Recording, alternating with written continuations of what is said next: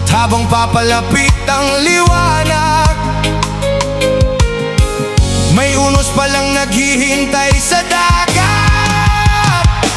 May bituing nahulog bago sumikat, may awiting naputol bago matapos ang taludtod. May pangarap na kinuha ng alon at iniwang umiiyak ang panahon. May isang upuang walang nakaupo, may yakap na hindi na mabubuo. At sa bawat gabing tahimik ang hangin,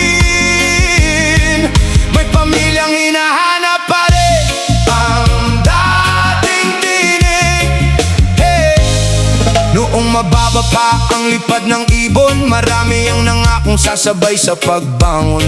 Ngunit nang dumilim ang langit sa pampang, parang may mga aninong biglang naglaho na lamang. Ang dagat ay hindi nagsasalita, pero may mga lihim itong hindi maikakaila. May mga tanong na walang kasagutan at mga sugat na walang sapat na paliwanag. Sino ang magbabalik ng mga bukas? Sino ang magbubuo ng mga pangarap na winasak? Paano sasabihin sa isang ina na ang kanyang bituin ay hindi na uuwi pa? At ang alon ay patuloy sa pag-agos, habang ang luha ay walang katapusan sa pagpatak.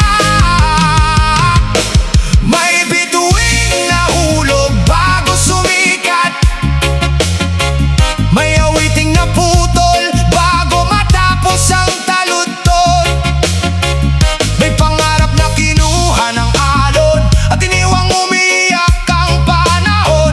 May isang upuang walang nakaupo, may yakap na hindi na mabubuo. At sa bawat gabing tahimik ang hangin, may pamilyang hinahanap pa rin ang dating tinig.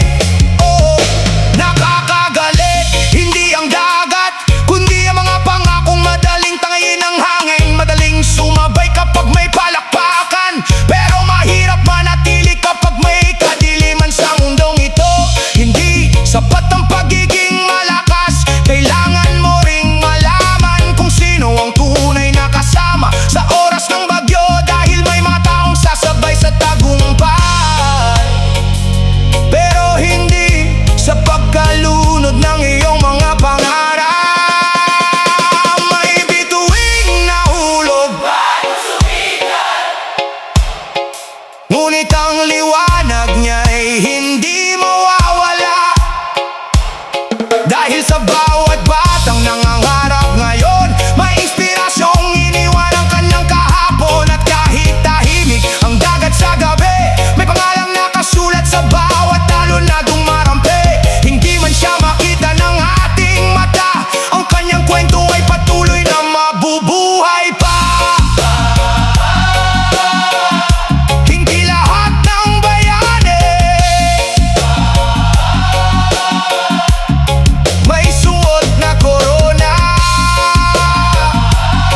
May ilan na simpleng may dalang pangarap at iniwan itong buhay sa puso ng bayan.